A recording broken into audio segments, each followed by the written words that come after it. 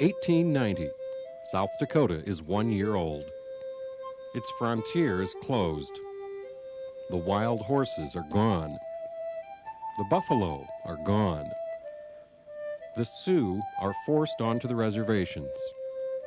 1 year earlier, the vast Sioux reservation had been reduced from an area that included all of western South Dakota, minus the Black Hills, to 5 smaller reservations: the Pine Ridge, the Rosebud, the Lower Brule, the Standing Rock, and the Cheyenne River reservations. Gone was their nomad way of life. The federal government wanted the Sioux to become farmers and ranchers. But the Sioux had no history of grain farming and never adapted to this way of life. They continued to live along the rivers and creeks where water flowed and the trees grew and the land gave shelter from the winter wind. This left large tracts of upland grasslands unused or grazed only by Indian cattle in the summer. For the federal government had created an allotment program, giving each Indian 160 acres of land, title to which was held in trust by the federal government. The idea was patterned after the Homestead Act. While farming success was at best questionable, raising cattle and horses met with some success. The Indians devote their attention to stock raising, freighting, and farming. They have been very successful with stock, nearly every family having a few head of cattle and horses, and many of the more progressive have large herds ranging from 10 to 100 cattle. Parain P. Palmer, United States Indian Agent. The climatic conditions are such as to preclude the probability of successfully growing crops in this locality. With these conditions against them on the one hand, there remains but one alternative, which is more congenial to the habits of the Indian and more profitable than the tilling of the soil: stock raising. Ira A. Hatch, United States Indian Agent. If some of the young Sioux saw the possibilities of grazing stock on the wide open rangeland of the reservations, so did the cattle barons of the Southwest. By the turn of the century, the railroads had reached the east side of the Missouri River. A strip of land 6 miles wide and 90 miles long was opened on the north side of the Cheyenne River Reservation, so cattle from western South Dakota, Wyoming, and Montana could be trailed to the railhead on the river at Everett. There was big business for the railroads in hauling homesteaders to their new homes in the west and in hauling their cattle and grain to markets in the east. The Sioux and their sympathizers didn't hold the reins of power in Washington. The railroads did. And southwestern cattle barons were already dreaming of new lands to pasture their herds of cattle. All that stood in the way of their dreams was the Sioux Nation. A Sioux nation nearly destroyed by war, by disease, and by defeat. A Sioux nation the federal government was trying to convert into ranchers on the Cheyenne River Indian Reservation. A Sioux nation that did not want to give up its lands once again. But give them up they did. Over 2 million acres of Cheyenne River Reservation were opened to grazing leases. Some in the federal government felt the decision to lease would be unfair to the Sioux and would be a setback to national Indian policy. The cattle barons of the Southwest were pleased. Barons like Captain Burton C. Cap Mossman. His dreams would soon come true. When Cap was first informed of the availability of land to lease in South Dakota, he was in Kansas City. The leases were made with the understanding that livestock would be furnished by the Hansford Land and Cattle Company, a Scotch syndicate. Since Cap could not handle all 4 tracts being offered, he contacted Murdo McKenzie, general manager of the Matador Land and Cattle Company, to see if he was interested in part of the lease. He was, and he accompanied Cap to South Dakota. Mossman met McKenzie in tiny Everett, the railhead across the Missouri River from the Cheyenne River Reservation. What they saw when they crossed the river was a land almost untouched by settlement. a land that had supported huge herds of buffalo, a land that could grow cattle. Mossman fell in love.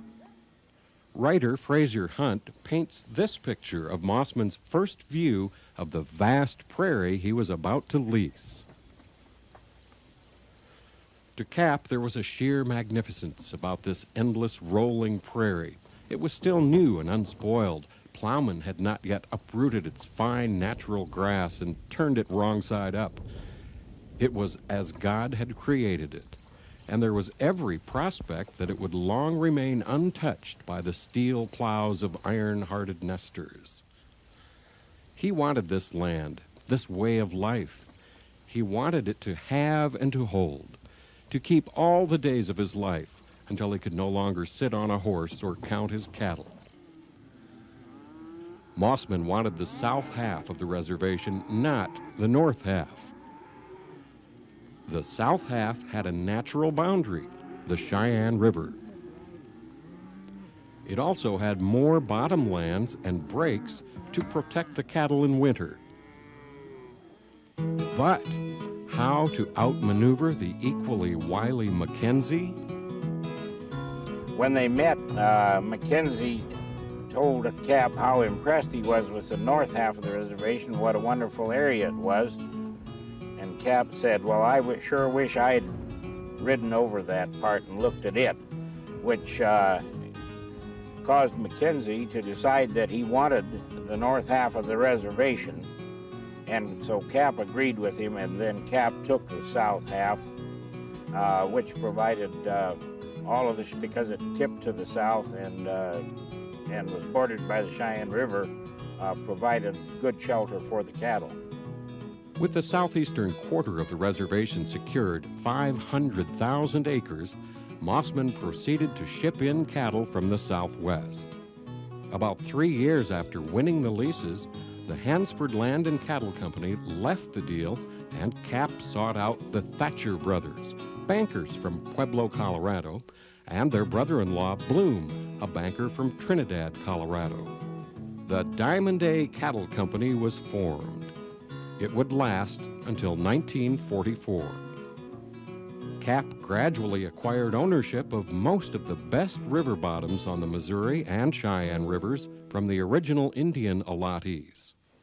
Since Mossman controlled the surrounding leases, the Diamond A was the only game in town. He shipped in yearlings, fattened them on the reservation grass for a couple of years, then shipped them off to market in Sioux City and Chicago. Because Mossman ran his cattle over the leases, Indian ranchers could not run theirs, except around their small allotments. Cap Mossman had a fierce reputation for fighting Mexican cattle rustlers as the founder and first captain of the Arizona Rangers. He brought that reputation with him to the Diamond A. He used his cowboys, as he had done in Arizona, to rid rustlers of his Diamond A cattle. The rustling in large numbers was not a major problem for them. They had enough cowboys riding the range continually so that no one ever made off with large numbers of their stock. But all through the years they were here, they lost cattle through individuals butchering the cattle, some for their own use, some to sell the meat. And it never ceased to be a problem. It got worse at times and it got less at times, but it was always a problem for them.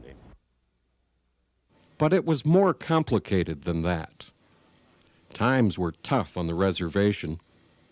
After all, many Indians had lost their livelihood. And many homesteaders talked about how they raised their kids on Diamond A beef. One time, Cap and I were down there at the agency in the ranger's office, and an Indian come in there. I don't know, he's probably 40, 50 years old. And the ranger asked Cap if he knew this, but, oh yes, he says, I know him. He says, hell, he cut his teeth on my beef, he said. Well, we didn't have any milk for this baby because my husband went across the Cheyenne River every evening and milked 2 cows, and they gave him milk. And then the river rose and he couldn't get it. And so he said, "Don't worry, we fed her bean soup for a while, 2 or 3 days." And she kept on crying and carrying on. She was just little. He said, "I'm going to run in a couple of Diamond A cows." He ran in 4 of them. We milked 4 of them before we got a bottle full of milk. While the politics and race relations surrounding the Diamond A may have been rough, to the cowboys who worked there, it was a top-flight outfit. The Diamond A was a place a young man could get a job and an education in ranching. One such man was Hans Mortensen. The son of Danish immigrants, Hans grew up on a homestead ranch in Stanley County, immediately south of the reservation. In the spring of 1907, at the age of 16, Hans Mortensen rode north to the reservation looking for work. He was hired for the summer and fall and was told to come back the next spring. In 1908, he went to work for the Diamond A and was on their payroll until his death, March 21st, 1940. Well, we lived in Eagle Butte, and but those were tough times for the Diamond A. Following the end World War I, by 1920, price of agricultural products had started to slide, and the agricultural economy went into a period of decline that was, and the bottom wasn't hit until the drought and combined drought and depression in the 1930s. During that period, it was extremely difficult for the Diamond A to make money, and so the manager's job was to try and hold the company together and keep the operations profitable enough so they could stay in business. Within 5 years of the time he was appointed general manager, the Indian reorganization was passed in 1934, and the Diamond A lost a good share of their big leases. Like Hans, most of the other cowboys who worked on the Diamond A have also passed on. However, there are 2 cowboys left from the heyday of the Diamond A, Nelson Babcock and Kirk Myers. For them, the time they spent as cowboys on the Diamond A was the greatest time of their lives. It was work that I liked, you know. It was what I wanted to do. When I was a kid, I was raised on a Lower Brule Reservation, and Scotty Phillips ran a lot of cattle down there then, and later on the DZ cattle company, and their cowboys used to come to our place. My folks had the post office there, and the cowboys used to come there to get their mail, and a lot of times it was noontime. My mother would give them something to eat, and I got to liking cowboys and saddles and horses. And I always thought I wanted to be a cowboy. I liked it. It was hard work. I mean, it was tough work. I'll tell you, when you was gathering cattle, it was 16 hours a day. You got a chance, if you slept all the time, you wasn't working, you could sleep 6 hours. But sometimes you got a little interference and you didn't get that much. Well, that didn't bother some people. It didn't bother me much. But poor old John Hagel, or not John Hagel, but John Holloway, he'd fall asleep trying to eat breakfast. He just couldn't hardly take it. Although the ranch operated during the first half of this century, it was run like ranches in the last half of the 19th century. Horse, cowboys, open range, and line camps. No electricity. No vehicles. Yearling cattle came to the Diamond A via railroad from Southwest pastures. During the spring, summer, and fall, the cattle grazed on the vast reservation, which was largely unfenced except for a drift fence. Sometimes there would be primitive housing at semi-permanent camps. But more often than not, a cowboy slept under a wagon or the open sky in every sort of weather. in the early 1930s, when they still ran the wagons and they were shipping lots of cattle and ran the wagon, Dad was, as the foreman, was one of the more fortunate ones, because at least he got to come to town on Saturday night and stay overnight, where most of the cowboys had to turn around with the wagon and go back out to gather the herd for the next week. But he would come in, and particularly in the fall when it was wet weather, he'd come in, and I remember my mother unrolling his bedroll, and during the periods when it would be wet and drizzly weather, and I remember the blankets being mildewed, because, of course, he got up when he was with the wagon like everyone else and stood guard, whether it was raining or drizzling or snowing or whatever. As the herd and cowboys moved, so did the chuck wagon, or as most cowboys simply called it, the wagon. Well, the cook would, whenever we moved camp, the cook drove the we call it the mess wagon, chuck wagon, with four horses strung out, you know, two tandem, two horses behind and two in front. And the cook drove, but the cook never helped harness up the horse or hitch them. The cowboys did that before they went on roundup. They'd catch these wagon horses and bed wagon horses out of the roundup, out of the rope corral, and harness them and hitch them up and hand the lines to the cook. Since the work was strenuous, food was important. And with the food's importance came the cook's importance. You didn't mess with the cook, particularly the Diamond A's cook, Scully. Scully at one time had been with Buffalo Bill's Wild West show.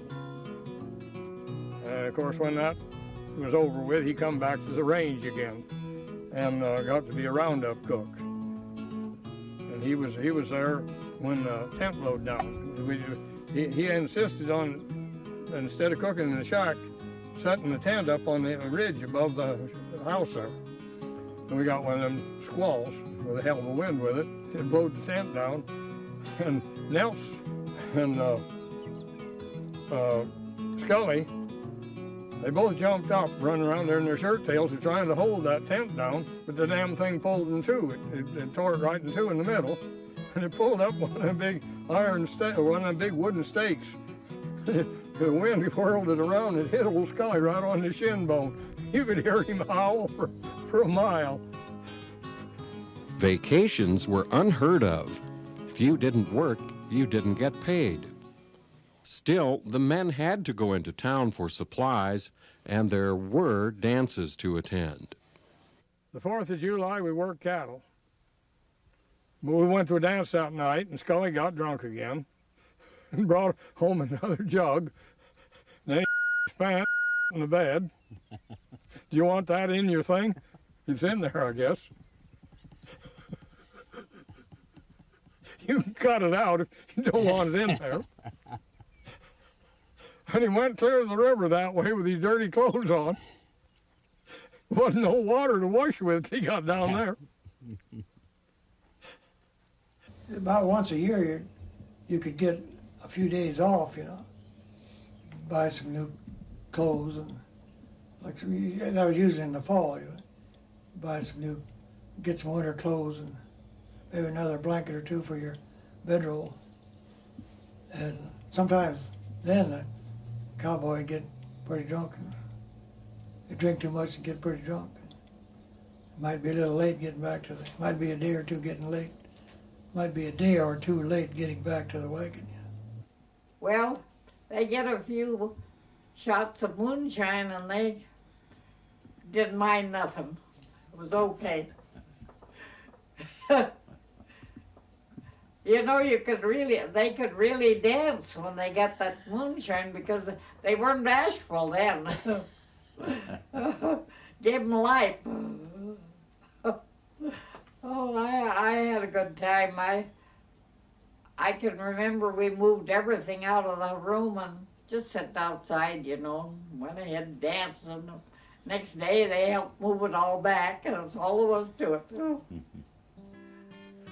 Married or single, there was always work to do. And it wasn't always riding the range. Cowboys dipped cattle for scab in huge vats of hot lime and sulfur. In the summer, cowboys became farmers, putting up hay, cane, and oats. They also built fences and repaired camps. Hundreds of horses were needed, as each cowboy had 6 to 8 horses, which were his to ride. Many work horses were also used for pulling the wagons, haying machinery, fencing, and transportation of supplies. Despite the diminished size of the reservation, white settlers were calling for more free land. Settlement of the Cheyenne Reservation should be the impetus for the development of central South Dakota. It means the building of a great city right at Pierre. Pierre Daily Capital Journal, 13 April 1908. It is a matter of the utmost importance to the development of the state. Senator Robert Gamble. Congress has the right to open the Indian reservations by legislative enactment without obtaining the consent of the Indians. James McLaughlin, Indian Agent. Despite the fact that their own Indian agents knew that continued taking of the land from the Sioux was taking the only viable livelihood left to the Indians, raising cattle. South Dakota's congressmen continued to introduce bills to open the unallotted Indian reservation lands to settlement. The Diamond A was growing and also needed more land. In 1907, 2 additional tracts of land came up for lease, and Cap found the backing he needed to add another 500,000 acres, bringing the total to over 1 million. This made up the entire south half of the reservation. Also in 1907, political pressure was building to open to homesteaders those grasslands the Indians didn't use that would make the best farmland. The World War I years through the 1920s were good years for the Diamond A. Cattle prices were good. The grass was good. Yearlings came up from the southwest in the spring, and in the fall, feeder cattle weighing 600 to 800 pounds were shipped off to market. Cap Mossman was leading the good life. He was a very stately man. He was just a personification of what a small boy in South Dakota would think of as someone who of immense stature and who was entitled to great respect. Cap was because he was originally a cowboy, and he knew what you could do and what you couldn't do, and knew how it should be done. When I was about 6 years old, the Cap would come up here every summer, sometimes twice during the summer. He would come up on the Burlington Railroad into Deadwood, and my dad would go out and pick him up and bring him to Eagle Butte. And he would stay for 10 days or 2 weeks, during which time he would go to all the camps and look over the affairs of the company here, and make plans for the shipping season in the fall, and generally lay out the work with my dad for those things that needed to be done. But with the crash of 1929 and the onset of the Great Depression came another problem: drought. During much of the 1930s, the lush green grass Mossman had raved about in 1904 was now skimpy and brown. The water holes were dried up. The land broken by homesteaders now blew great black blizzards of dust. The Diamond A could no longer support the great herds of cattle it once had. And if low prices and drought weren't enough, the Diamond A was in danger of losing its leases. In 1934, Congress passed the Wheeler-Howard Act. The act gave Indian tribes much more self-determination over their own affairs. And with that power came the power to decide leases, the Diamond A's leases. While rustlers, drought, and low prices could not defeat Cap Mossman, the federal government could. One by one, the Cheyenne River Reservation leases expired. The land was going under the control of the tribe, the people the land was originally set aside for. In 1934, the Diamond A began to shrink in size. The herd was sold off. Fewer cowboys were needed. The ranch continued to operate into the early 50s in a greatly reduced state under different ownership. But it would never recapture the color and the glory of its first 30 years. It was the end of an era. It was the last ranch, a ranch from a different time. The Diamond A may be gone. Life on the open range may be gone, but the legacy of the Diamond A remains. Most of those young people that went to work for them and stayed with them developed friendships and acquaintances, and when they decided to go out on their own ranching, had ranches all over western South Dakota, but throughout the years they maintained those friendships and contacts, and yes, definitely, it had a very great effect on where South Dakota is and what it is today, and it had what I think will be a lasting effect on what it will be in the future.